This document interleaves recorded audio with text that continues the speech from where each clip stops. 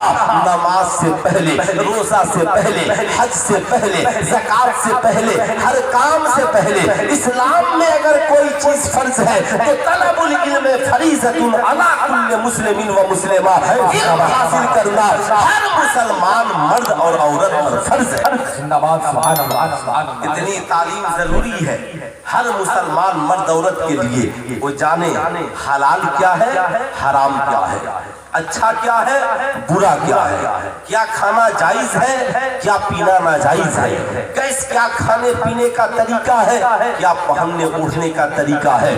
اگر ہمارے پاس اتنی بھی تہذیب نہیں ہے تو جانور میں اور ہم میں کیا فرق ہے۔ اب ایک چھوٹی سی مثال دیکھیں اور اسے زندگی میں یاد رکھیں۔ صاحب جانور کا طریقہ یہ ہے کہ جانور کھڑے ہو کر کے کھاتا اور پیتا ہے، گائے کھڑے کھڑے کھاتی ہے، بیل کھڑے کھڑے کھاتا ہے، ہاتھی کھڑے کھڑے کھاتا ہے۔ ظاہر سی بات ہے جتنے جانور ہیں کھڑے کھڑے کھاتے اور پیتے ہیں۔ جانوروں کو آپ نے بیٹھ کر کھاتے پیتے نہیں دیکھا ہوگا، مگر انسان جب کھاتا ہے تو بیٹھ کر کھاتا ہے، دسترخوان بچھا کر کے کھاتا ہے، ادب کے دائرے میں کھاتا ہے۔ مسلمان ہے تو مصطفیٰ جان رحمت کی سنت کے مطابق کھاتا ہے۔ اگر ٹھیک یہی انسان اگر مزار شریف پر آئے، عرس کی تقریب میں آئے، یہ بھی کھڑے کھڑے چائے پیے، یہ بھی کھڑے کھڑے کھانا کھائے، یہ بھی کھڑے کھڑے پانی پیے۔ جیسے کالج میں پڑھنے والا اسٹوڈنٹ چھاترائے جب کالج سے پڑھ کر نکلتے ہیں، میٹرک پاس ہے، انٹر میں پڑھتے ہیں، بی اے میں پڑھتے ہیں، مگر جب کالج سے نکلتے ہیں تو جانور کے کھانے کے طریقے میں اور ان کے کھانے کے طریقے میں کوئی فرق نہیں رہتا۔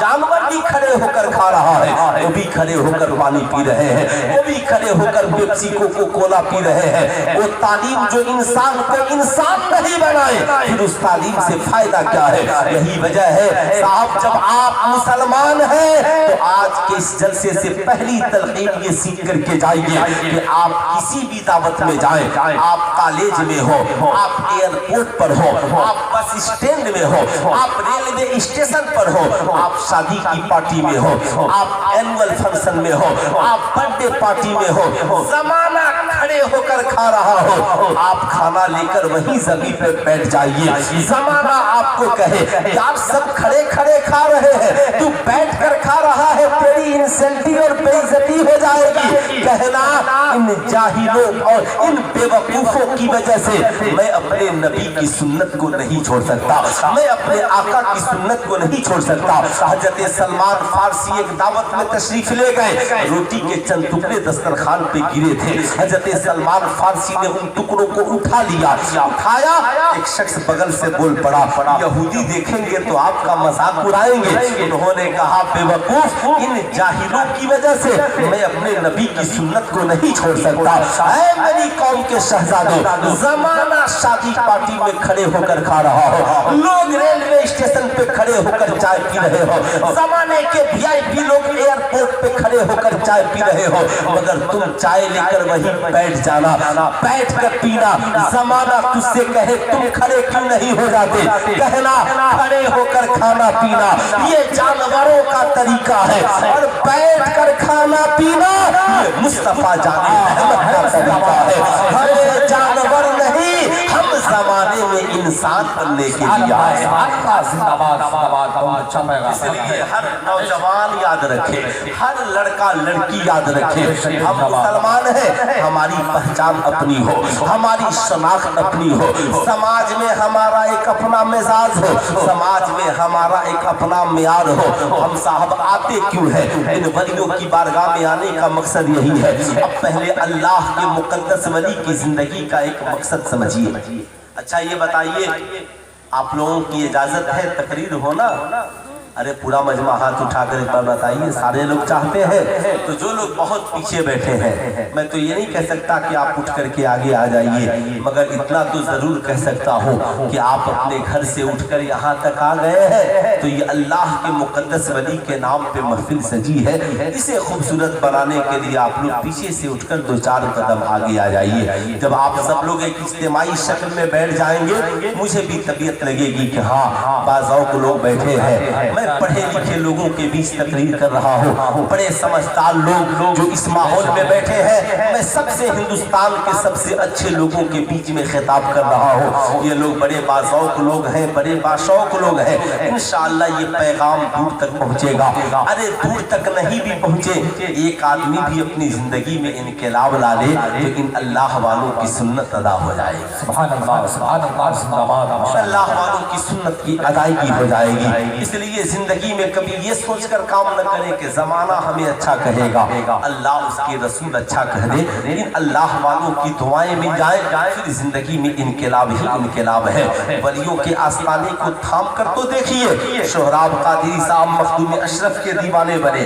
आज पूरा भारत उन्हें मखदूम अशरफ का दीवाना कहता है। किसी से सर्टिफिकेट लेने की जरूरत नहीं है, आप हजरत के दीवाने हैं, पूरा जमाना आपको इनका दीवाना कहेगा। बस आप एक दर के हो तो जाइए, एक दर के हो तो जाइए, जमाना आपको वहीं से जोड़ लेगा जहां से आप अपने आप को जोड़ कर देखना चाहते हैं। हजरत बायजीद बुस्तामी शहर की जामे मस्जिद के इमाम है। आहिस्ता आहिस्ता मुक्तदियों की तादाद कम होने लगी। पूछा क्या बात है, मुक्तदियों की तादाद कम हो गई है। लोगों ने कहा हुजूर एक तवाइफ आ गई और उसकी वजह से मुक्तदियों की तादाद कम हो गई। लोग उसके कोठे पे चले जाते हैं, उसका मुजरा सुनते हैं, उसकी महफिल सजती है, लोग उसकी महफिल में हाजिरी देते हैं। हजरत बायजीद बुस्तामी ने कहा अच्छा ऐसी बात है? कहा हाँ। कहा ठीक है, वो करती क्या है? कहा लोगों से पैसे लेती है, जिस्म का मुजाहरा करती है, मुजरा सुनाती है। हजरत बायजीद बुस्तामी है। बायजीद बुस्तामी फजर की नमाज पढ़ते हैं और मुसल्ला लेकर उस तवाइफ की गली में पहुंच जाते हैं। और जो रास्ता था उसके घर पे महल, उसके कोठे पे जाने आने का, उसी गली में मुसल्ला बिछा दिया। अब जो भी आता देखता कि हजरत तो पहले से बैठे हैं, वापिस चला जाता। जो भी आता देखता कि हजरत तो पहले से बैठे हैं, वापिस चला जाता।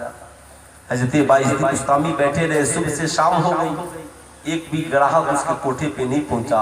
तवाइफ को बड़ा नाज था अपने हुस्न पर। उसने कहा अपनी खादिमा से सुनो, जाकर देखो आज क्या बात है, अब तक कोई मेरा आशिक नहीं आया। जब तवाइफ की खादिमा नीचे उतरी, उसने देखा अल्लाह के मुकद्दस वली बायजीद बुस्तामी का मुसल्ला बिछा है। उसने जाकर कहा मेरी मलिका गजब हो गया। कहा क्या हुआ? कहा अल्लाह के मुकद्दस वली शहर के सबसे बड़े आलिम और इमाम हजरत बायजीद बुस्तामी नीचे मुसल्ला बिछा कर बैठे। उस तवाइफ ने कहा जाओ जाकर कहो कि अल्लाह वालों का तवाइफ की गली में क्या काम है, अल्लाह वालों का तवाइफ की गली में क्या काम है? आपका काम तो मस्जिद में है, इस गली में कैसे चले आए? हज़रत बायजीद बुस्तामी से जब उसने कहा तो उन्होंने कहा कि सब आए, कोई तकलीफ नहीं, बायजीद भी आया है, तुम अपनी मालिकिन से कहो बायजीद मिलना चाहता। उसने कहा कि हुजूर आपसे मिलना चाहते। कहा ठीक है इजाजत है। बायजीद बुस्तामी तशरीफ ले गए। कहा कि ये बताओ तुम जो काम करती हो, फिर ये तुम्हारा अंदाज? कहा हाँ मैं पैसे लेती हूँ और अपने हुस्न का और अपने जलवों का मुजाहरा करती हूँ। कहा ठीक है अगर मैं पैसा दूं तो मैं जो कहूँगा वो करोगी? कहा हाँ पैसा आप दे, जो पैसा देगा मुझे जो कहेगा मैं करूँ। हज़रत बायजीद बुस्तामी ने थैले से पैसा निकाला, उसे दिया और कहा कि अब तो मैं जो कहूँगा वो करोगी? कहा हाँ। कहा थैले से कपड़ा निकाला, जोड़ा और कहा जा गुस्ल करके इस कपड़े को पहन ले।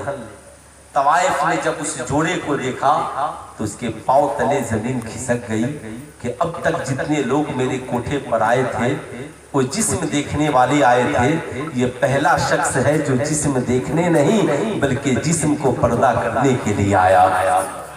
कहा अब तक जितने लोग मेरे कोठे पर आए थे सब मेरे हुस्न के भूखे थे, मेरी जवानी और मेरे जिस्म के भूखे थे, मगर ये पहला शख्स है जिसे मेरी जिस्म और हुस्न से प्यार नहीं बल्कि इसे अगर प्यार है तो ये किसी और दुनिया का आदमी है।